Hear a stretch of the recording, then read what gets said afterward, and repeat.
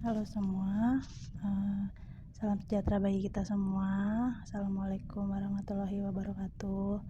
Saya Eli Mangistima hari ini akan mempresentasikan ujian akhir semester genap tahun pengajaran 2022-2023. Saya dari kelas AK201, prodinya PJJ Akuntansi. Nama lengkap saya adalah Eli Mangistima hari ini dengan nomor induk mahasiswa 220301010058. Mata kuliahnya adalah Pendidikan Pancasila dengan dosen Ibu Hajah Trayanti Wisalisma, AMD SSMSI. Pendahuluan. Pancasila memiliki banyak arti dalam perjalanannya. Pancasila berasal dari dua kata bahasa Sanskerta yaitu panca yang memiliki arti 5 dan sila yang memiliki arti prinsip atau asas. Pancasila menjadi rumusan dan pedoman kehidupan berbangsa dan bernegara bagi seluruh rakyat Indonesia. Makna lesikal berbatu sendi 5 adalah atau secara harfiah dasar memiliki 5 unsur. Memiliki arti yang secara filosofis dapat kita artikan bahwa Indonesia memiliki 5 unsur yang menjadi dasar negara Indonesia. Pengertian Pancasila secara historis. Secara historis, perumusan Pancasila diawali ketika dalam sidang BPUPKI pertama, Ketua Sidang BPUPKI Dr. Rajiman Widyodiningrat mengajukan suatu masalah, yaitu tentang calon rumusan dasar negara yang akan dibentuk. Indonesia merupakan negara demokrasi yang dipimpin oleh seorang kepala negara yaitu presiden, dan juga jajaran eksekutif dan legislatif, mulai dari pemerintah pusat sampai dengan pemerintah daerah. Setiap 4 tahun sekali, Indonesia akan melakukan penggantian pejabat tinggi negara dengan melakukan pemilihan umum. Sebelum dilakukannya pemungutan suara, maka para calon wakil rakyat wajib melakukan kampanye sebagai sarana informasi untuk menyampaikan visi misi sebagai aparat negara. 5 ideologi utama penyusun Pancasila merupakan 5 sila Pancasila. Ideologi utama tersebut tercantum dalam alinea keempat pembukaan UUD 1945. Yang pertama, ketuhanan yang Maha Esa. 2, kemanusiaan yang adil dan beradab. 3, persatuan Indonesia. 4, kerakyatan dipimpin oleh hikmah kebijaksanaan dalam permusyawaratan perwakilan, serta keadilan sosial bagi seluruh rakyat Indonesia. Sekalipun terjadi perubahan isi dan urutan 5 sila Pancasila yang berlangsung dalam beberapa tahap selama masa perumusan Pancasila pada tahun 1945, tanggal 1 Juni diperingati bersama sebagai hari lahirnya Pancasila. Sejarah perumusan Pancasila. Pancasila memiliki sejarah panjang dalam perumusannya, dengan keinginan luhur bahwa negara Indonesia ini kelak setelah merdeka seharusnya memiliki landasan negara sebagai dasar filosofis dan juga tujuan hidup bangsa. Dalam upaya merumuskan Pancasila sebagai dasar negara yang resmi, terdapat usulan-usulan pribadi yang dikemukakan dalam Badan Penyelidik Usaha Persiapan Kemerdekaan Indonesia. Muhammad Yamin merumuskan 5 dasar saat berpidato pada 29 Mei 1945. Rumusan tersebut diantaranya peri kebangsaan, peri kemanusiaan, peri ketuhanan, peri kerakyatan, dan kesejahteraan rakyat. Beliau mengatakan bahwa kelima sila yang dirumuskan itu berakar pada sejarah, peradaban, agama, dan hidup ketatanegaraan yang telah lama berkembang di Indonesia. Pada tanggal 1 Juni 1945, walaupun belum mengetahui bahwa sebentar lagi Indonesia akan merdeka, tetapi kaum terpelajar kembali mengadakan pertemuan dengan pembahasan Pancasila di dalamnya. Pidato Ir Soekarno. Acara sudah diisi dengan rangkaian pidato sampai kepada pidato yang dilakukan secara spontan oleh Ir Soekarno. Beliau mengatakan bahwa beliau memiliki gagasan dasar negara yang dinamakan Pancasila. Gagasan tersebut diantaranya 1. Nasionalisme atau kebangsaan Indonesia. 2. Internasionalisme atau peri kemanusiaan. 3. Mufakat atau demokrasi. 4. Kesejahteraan sosial. 5. Ketuhanan yang Maha Esa atau ketuhanan yang berkebudayaan. Nama Pancasila ini diucapkan oleh Soekarno dalam pidatonya pada tanggal 1 Juni itu, katanya. Sekarang banyaknya prinsip kebangsaan, internasionalisme, mufakat, kesejahteraan, dan ketuhanan. 5 bilangannya. Namanya bukan Pancadharma, tetapi saya namakan ini dengan petunjuk seorang teman kita, ahli bahasa. namanya ialah Pancasila. Sila artinya asas atau dasar, dan di atas kelima dasar itulah kita mendirikan negara Indonesia kekal dan abadi. Begitu katanya. Oke, panitia 9. Karena adanya perbedaan pendapat antara anggota sidang, maka ditunjuklah 9 orang yang kemudian disebut sebagai panitia 9. Anggota panitia 9 adalah yang beranggotakan Ki Bagus Hadikusuma, Kiai Haji Wahid Hasyim, Abdul Qahar Muzakir, Abi Kusno Cokro Suyoso, Muhammad Hatta, Haji Agus Salim, dan Soekarno sebagai ketua panitia 9.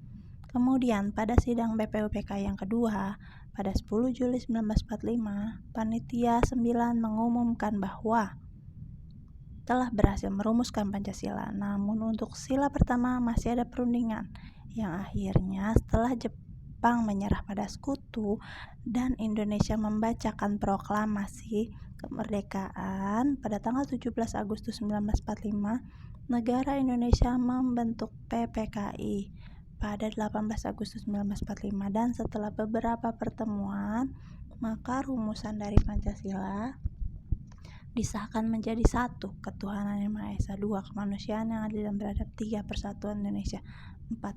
Kerakyatan yang dipimpin oleh hikmat kebijaksanaan dalam permusyawaratan perwakilan, 5. Keadilan sosial bagi seluruh rakyat Indonesia. Mereka yang namanya tercantum di atas adalah para founding father dari dilahirkannya Pancasila di Indonesia. Sehingga setelah proklamasi dikumandangkan dan juga setelah itu ideologi bangsa sudah siap dan terbentuk. Pancasila memiliki kedudukan yang cukup tinggi di Indonesia. Pancasila menjadi dasar dari segala pengambilan keputusan. Dan bukan hanya itu, Pancasila yang berada di hati setiap bangsa Indonesia diperingati oleh Indonesia pada tanggal 1 Juni. Selanjutnya saya akan menjelaskan apa arti dari setiap butir-butir Pancasila di Republik Indonesia. 1. Ketuhanan yang Maha Esa. Dengan lambang bintang emas memberikan ketegasan kepada bangsa luar bahwa bangsa Indonesia memiliki agama, walaupun berbeda-beda, tetapi masih setiap agama memiliki satu Tuhan, yaitu Tuhan yang Maha Esa. Sebagai cerminan dari jati diri bangsa, Indonesia adalah bangsa yang religius. Agama ini juga menjadi pondasi dalam kehidupan, menjadi pondasi dalam berbangsa dan bernegara. Setiap individu diberikan kebebasan dalam memeluk satu di antara 6 agama yang diakui di Indonesia. 2. Kemanusiaan yang beradab. Dengan lambang rantai emas.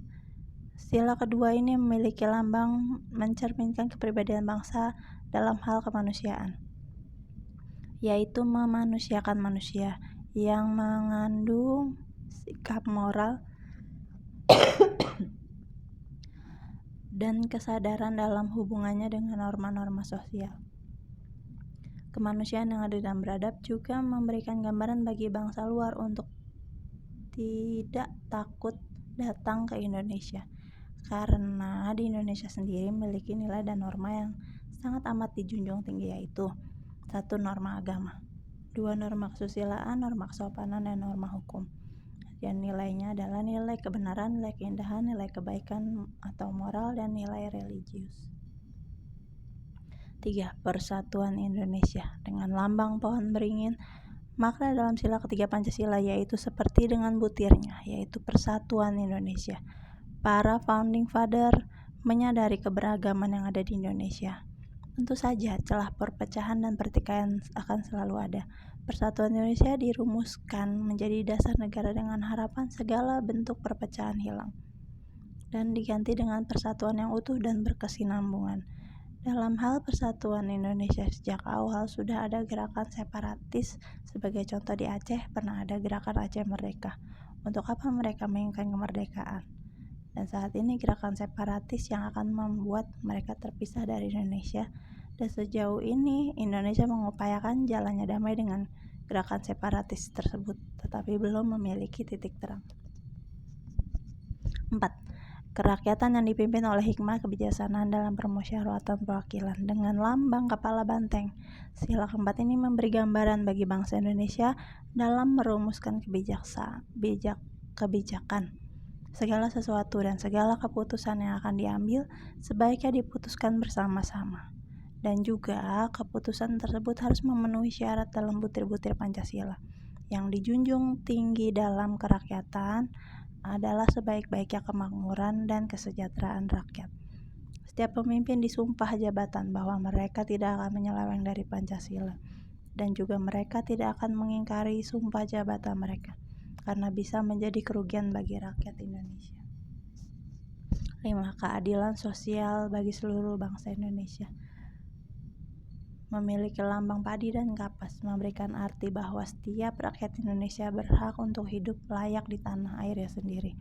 Dengan mengupayakan kebijakan pangan domestik, menggambarkan tanah Indonesia yang subur dan terjaga keasliannya, serta Indonesia menjunjung tinggi nilai keadilan. Apa yang menjadi harapan saya sebagai bangsa Indonesia dalam Pancasila? Yang menjadi harapan saya adalah nilai dan norma Pancasila yang belum sepenuhnya dijalankan, masih banyak tindakan yang mencederai Pancasila, misalnya seperti perselisihan agama atau saling sindir dan saling ejek. Paham yang masuk dari luar untuk menjadikan Indonesia hanya memiliki satu agama, nilai kesopanan yang bergeser dengan industri fashion, meninggalkan adat ketimuran, nilai kebudayaan yang juga bergeser membuat kebudayaan Indonesia jadi terlihat kampungan dan norak.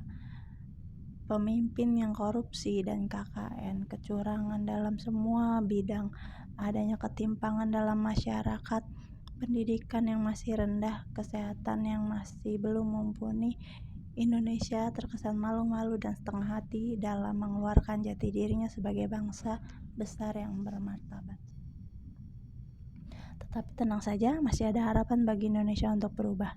Dengan cara cobalah untuk lebih ramah. Dengan menjadi ramah bukan berarti kita mudah untuk dipengaruhi, tetapi bisa saja itu juga menjadi alasan bagi kita untuk memasukkan unsur dari nilai kebudayaan Indonesia ke bangsa lain. Mencoba peduli pada orang sekitar, kepada orang yang membutuhkan. Ada baiknya kita selalu tolong menolong. Yang paling dekat adalah keluarga, dimulai dari keluarga dulu. Nilai norma yang mulai bergeser membuat kita menjadi orang individualis, hidup sendiri menyendiri. Ayolah coba untuk keluar dan bersosialisasi dengan kegiatan bakti sosial dan lain-lain. Belajar untuk selalu bersyukur. Dengan bersyukur maka hidup akan lebih merasa beruntung, karena kita beruntung dilahirkan dan dibesarkan di tanah air tercinta Indonesia, tanah yang subur dan makmur. Semua yang ditanam akan tumbuh, sumber daya melimpah dan iklim yang bersahabat. Oke, sekian presentasi dari saya. Semoga dapat disimak dengan baik, semoga dapat diterima dengan baik.